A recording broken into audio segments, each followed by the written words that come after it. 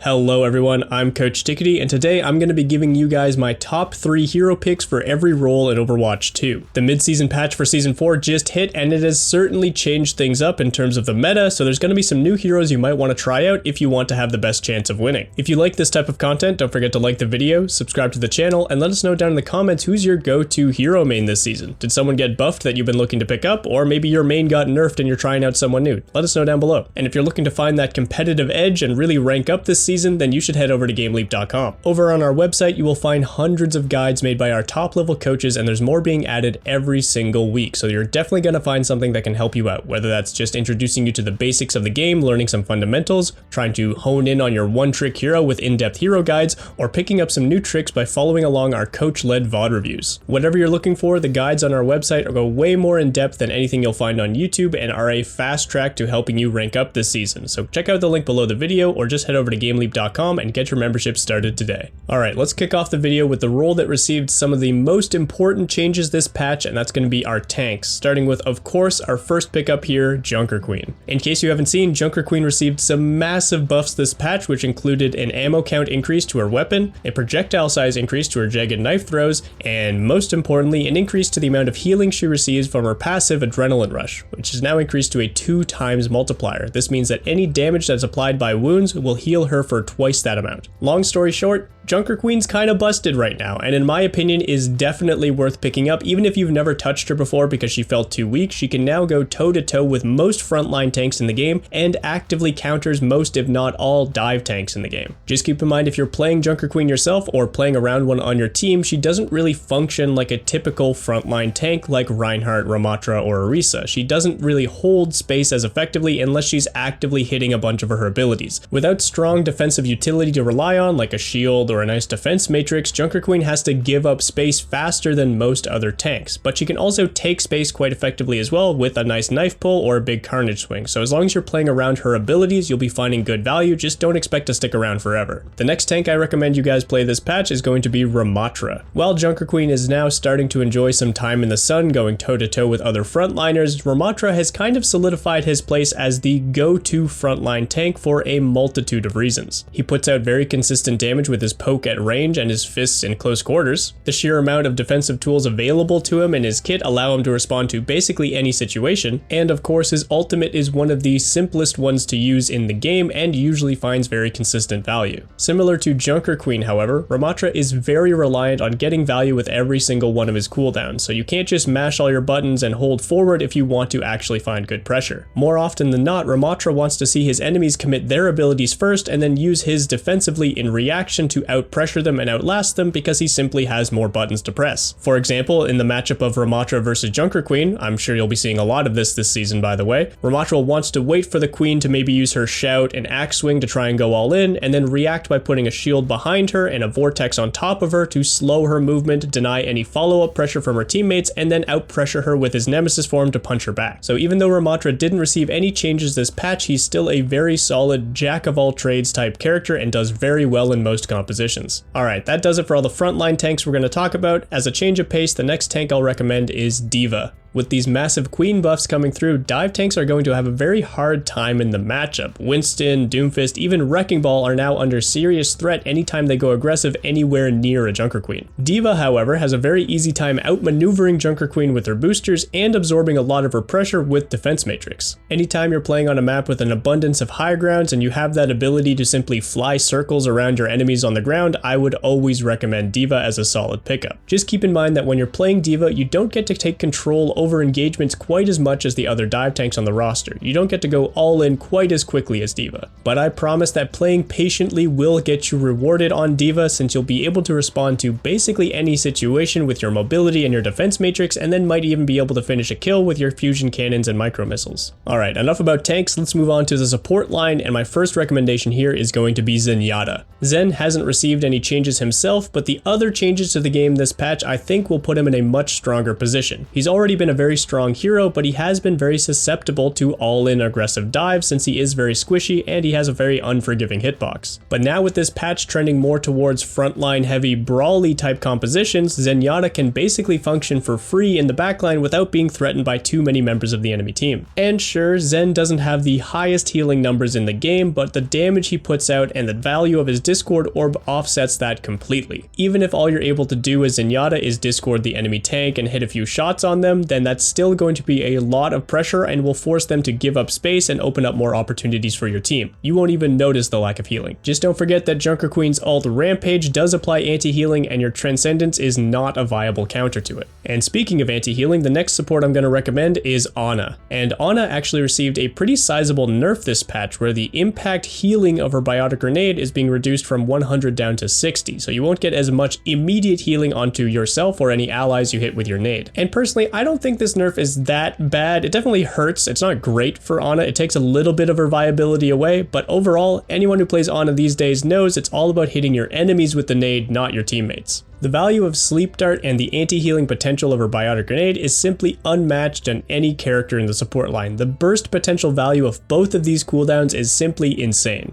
It's not uncommon for Sleep Dart to find solid value either helping your team find a pick early on or denying an enemy's play and forcing them out of the fight, and for anti-nade value to instantly wipe an enemy team when timed correctly. Now of course these types of plays are very dependent on the Ana having cooldowns available at the right moment, so to ensure that happens more often, make sure you're positioning safely enough that you don't have to use your cooldowns defensively just to stay alive, and make sure that you play patiently around your teammates because even if you hit a 5-man nade, you're going to want some teammates around to help you finish the kills. And rounding out the supports, my third recommendation is going to be Lucio. Mobility in Overwatch 2 is extremely valuable, and with Lucio's speed aura, you can easily apply it to yourself and your teammates for any aggressive or defensive situations. And while any hero in the game can individually benefit from this speed, close range, grouped up, brawl type playstyles benefit from it the most because simply these compositions require getting into close range to find most of their value, and you'll be able to apply your aura to multiple teammates when they're all grouped up. So if brawling becomes more popular with the rise of Junker Queen, then Lucio's going to fit in quite nicely there. And keep in mind that this applies not only when you're playing with these types of compositions, but also against them, since it never hurts to be able to speed away from a close range brawler. Oh, and let's not forget that Sound Barrier is one of the most consistent defensive ultimates in the entire game, and will counter Junker Queen's Rampage. Moving on to the DPS line, my first recommendation is going to be Tracer. Tracer seems like she will always be an S tier type of hero because of the amount of independent mobility and playmaking that she offers. Tracer's mobility is unmatched in Overwatch 2. There's simply no better character that you would want scouting out the map, moving around a payload, or diving onto a squishy member to force a duel. And even with the meta shifting towards more brawl type compositions, Tracer still finds a ton of value there since she'll be able to act independently of her team if she's playing with a brawl and then contest new angles by herself without being threatened, or against a brawl she'll be able to dance around all of their members and take over the map completely. Keep in mind that even if you can't finish every single kill on Tracer, that's fine as long as you can keep pestering their backline. Keep contesting interesting angles and keep them distracted so that your team might have an easier time pushing them in somewhere else. Next on the DPS line is another hero that received no changes this patch, but I think is still very strong, and that's Sojourn. While being a little bit more mechanically demanding than some other DPS, Sojourn finds herself at home in pretty much any situation thanks to her range and creative mobility. And against brawl comps especially, Sojourn has an easy time charging up her railgun consistently while still keeping herself at safe range so she can take advantage of those long range railgun shots. And both her disruptor shot and her ultimate overclock are fantastic against any grouped up opponents that lend themselves to becoming easy prey. With Sojourn, it feels like she doesn't have many active weaknesses. It's really just dependent on you, the player, to make sure you're able to hit important shots with her railgun. This might sound like it's on you to hit those cross map MLG 360 no scope headshots, but really what this means is you just need to be saving the railgun for the most important moments. You don't need to fire off your railgun just because you happen to have it charged. I usually recommend players save it and try to get some extra poke damage in so that if you can get a 200 HP hero to around half HP, you can finish them with a body shot instead of those precision headshots with the railgun. That, and make sure you don't slide directly into the enemy team and go for those John Wick type montage plays, because while it is tempting, I know from experience, it's rarely going to work out. And next up for DPS, I'm going to recommend Mei. You probably already know where this is going. Brawl is back, Mei is good in in Brawl, play Mei in the front line, win games. Easy peasy. While that's all true, I do think Mei in particular has very favorable matchups against both Ramattra and Junker Queen, who I believe are some of the strongest tanks in the game right now. Using the wall to split these tanks away from their teammates in the front line is always going to be beneficial against pretty much anyone in the front line, but also your slowing beam is very hard to mitigate for either of these tanks, and even if you're not doing the most damage, you will prevent them from escaping frontline pressure. This means that if you're playing alongside your own frontline tank, you should almost always be able to out-pressure these types of tanks out of the front line just by keeping them in range for longer and forcing them to take more damage.